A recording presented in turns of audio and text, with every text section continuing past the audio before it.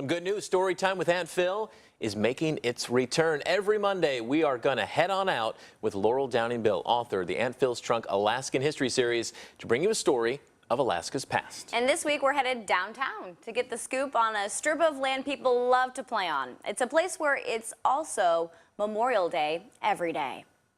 Spanning several city blocks, this is Delaney Park Strip, Anchorage's oldest park. Yeah, whether playing ultimate frisbee, a little bit of soccer, or maybe going on a second date with your soon-to-be wife, you know, having a picnic, this strip of land eventually became one of Anchorage's most popular pieces of recreational green space. But Laurel, 100 years ago, this was all wilderness, wasn't it?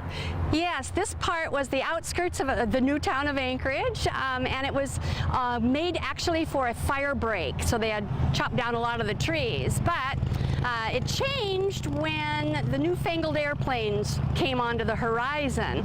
And so in 1923, Anchorage residents volunteered and came out here, and they took up all the stumps and the brush, and they made the first landing strip here in Anchorage. So that landing strip would eventually be a catalyst for the first commercial flight.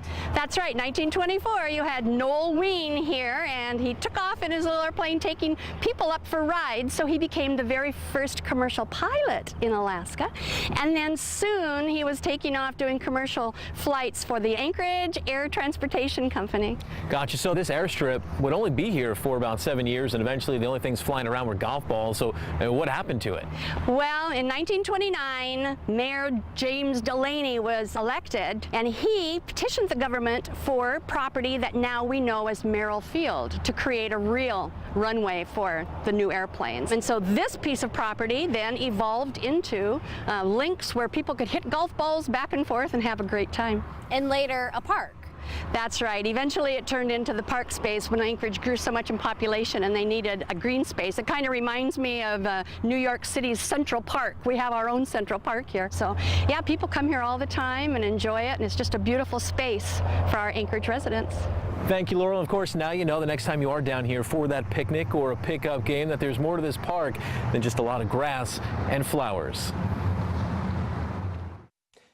And you likely noticed we were at the Anchorage Veterans Memorial at the Park Strip. According to the Anchorage Park Foundation, it was dedicated 26 years ago, aiming to be a quiet, reflective setting to recognize the service and sacrifice of Alaskans who have served their country.